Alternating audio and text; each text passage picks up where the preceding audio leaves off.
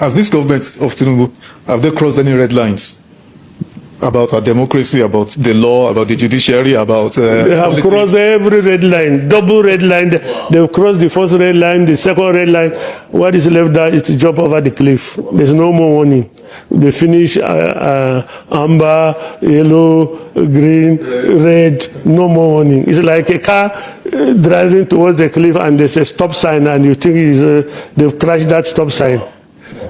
I don't know. Give us your assessments of the presidential candidates of all the political parties. Starting with, you said a few about Atiku Abubakar. Some will say you are not being fair to Atiku Abubakar. Yes, should I be fair? Peter Obi and Kwankwaso, especially Adebayo Adewale of SDP, Donald Duke, even though he has been a wall, I've not seen him anywhere. Can you speak about this presidential? What are their chances against President Tinubu? No, I cannot assess their chances. Only God can do that. I have my own opinion. Who are you backing? I have not made up my mind. I'm on sabbatical, as I tell everybody.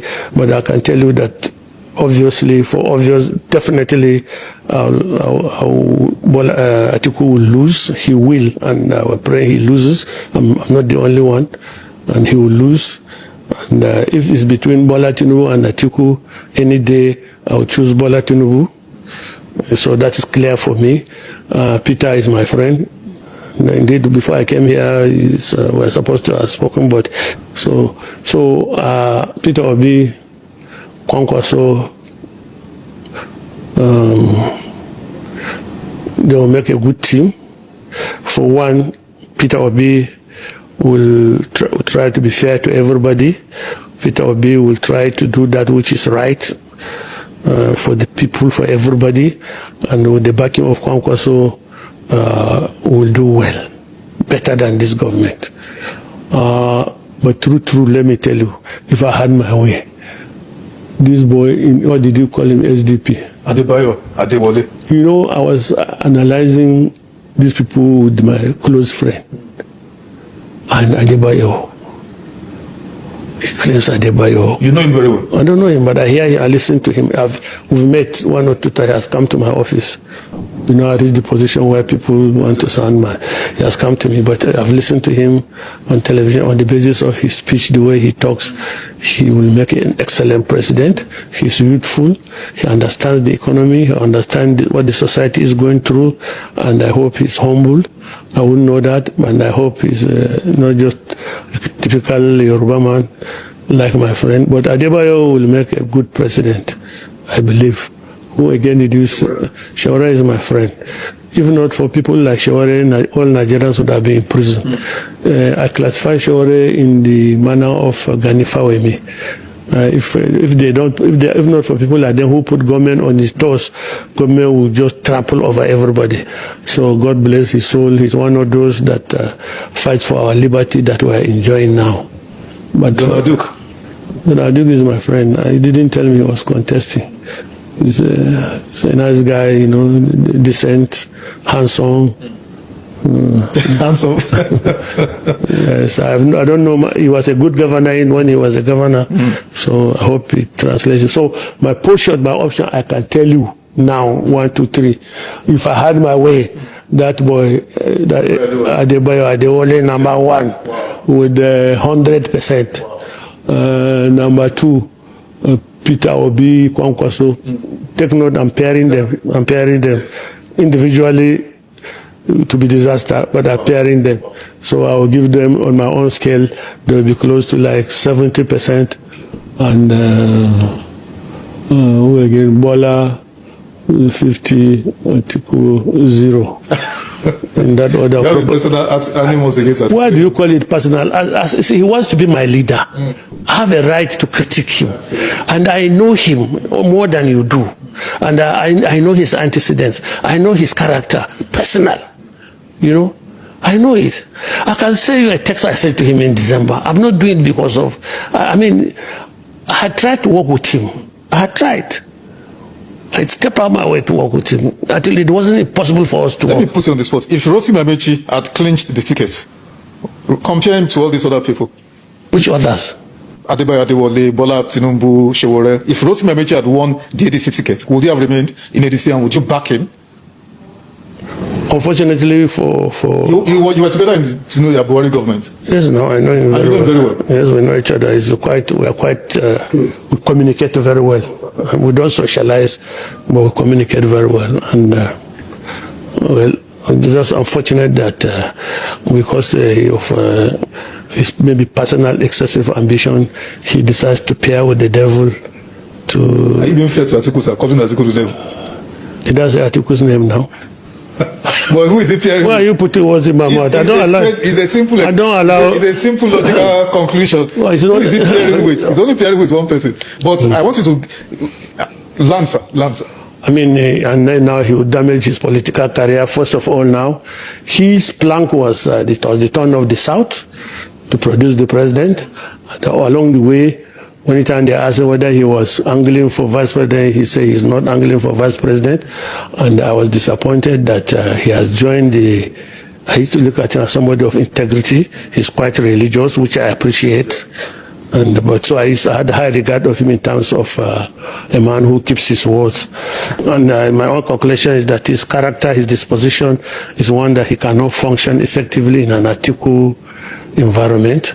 But he has chosen to, because he's hoping that Atiku will do only 4 years, and that might give him the advantage to become president. It's inordinate, but that's who he is and that's what he wants. But I have nothing against him. He has discussed with me along the lines of what are my concerns in politics, and he understands my concerns, and he has mouthed some platitudes over the days how he will address them if we're to be president.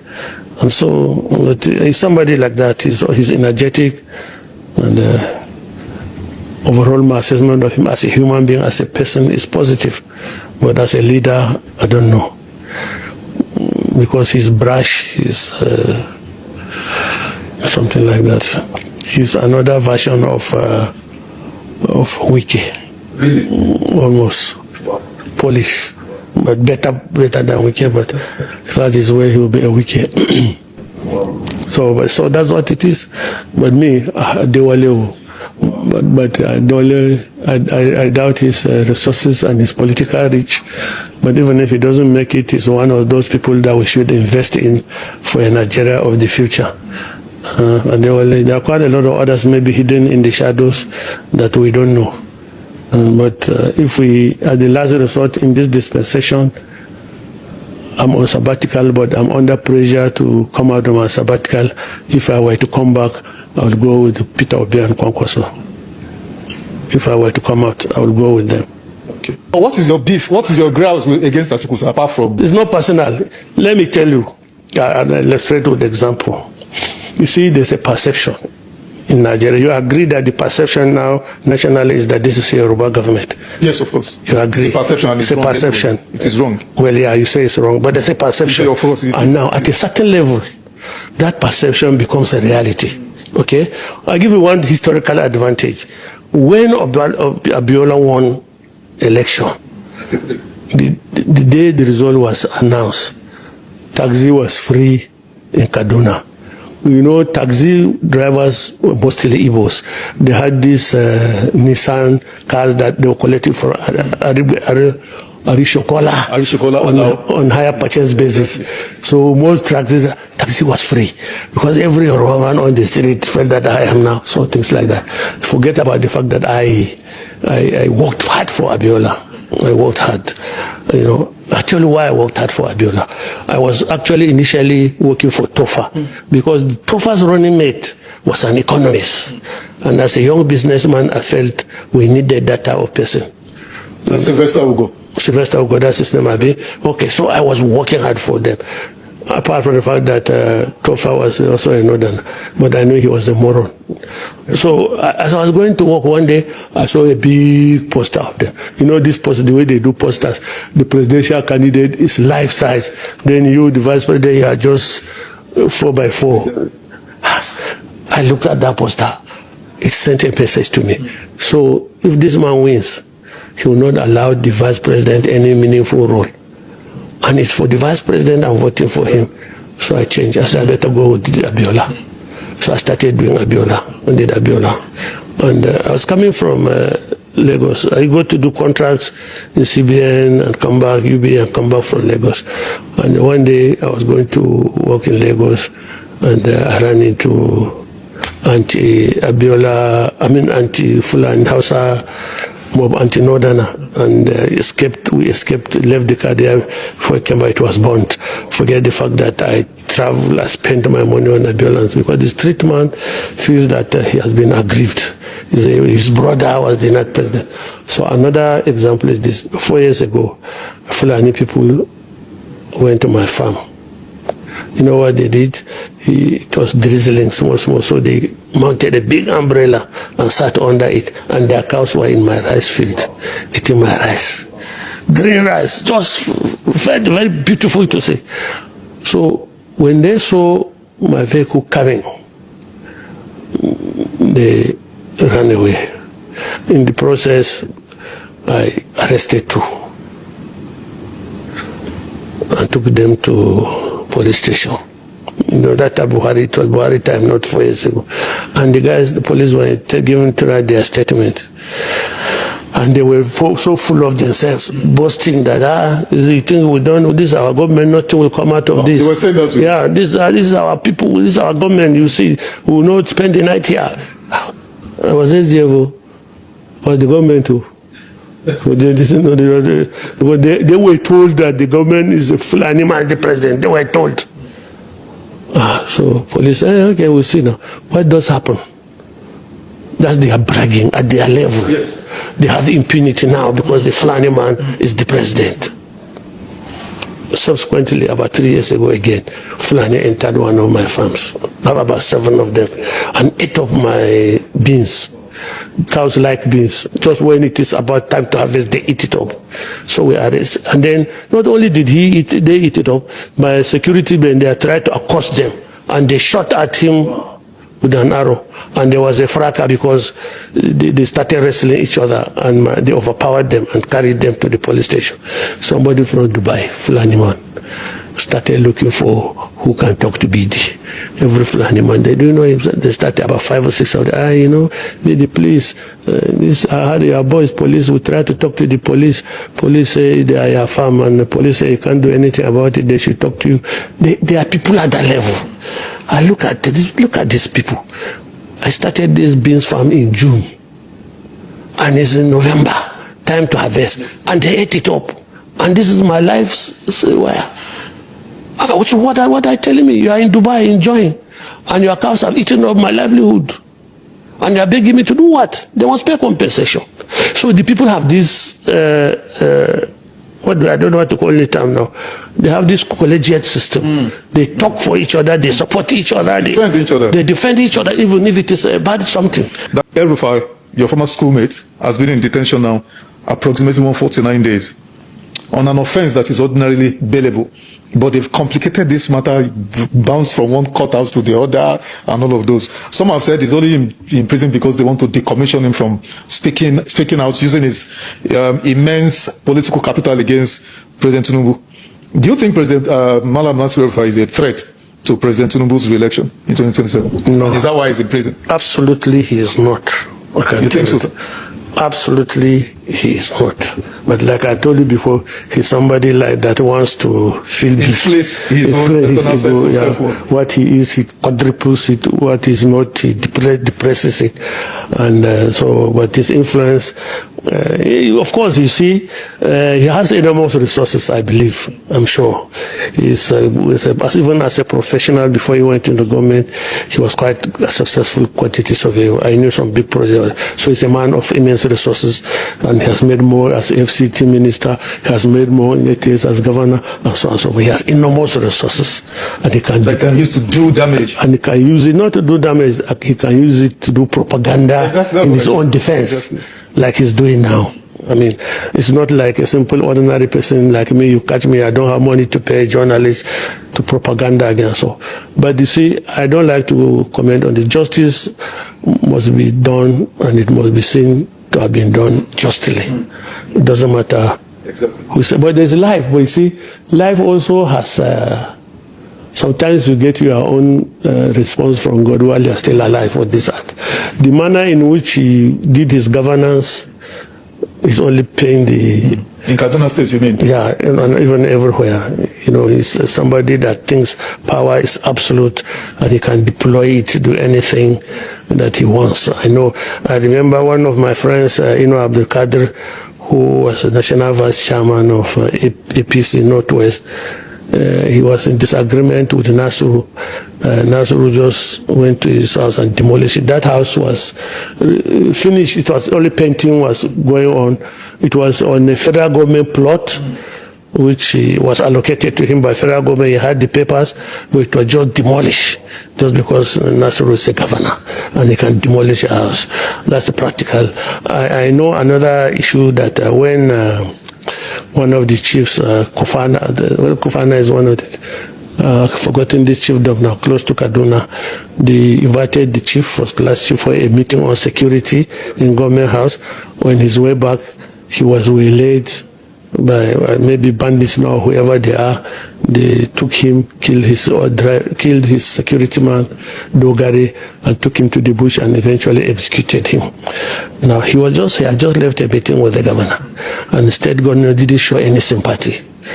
When the community started protesting, he ordered the leaders of the community, the title holders. He arrested all of them. Some of them were my church members, locked them up without trial, 1 year, like a joke.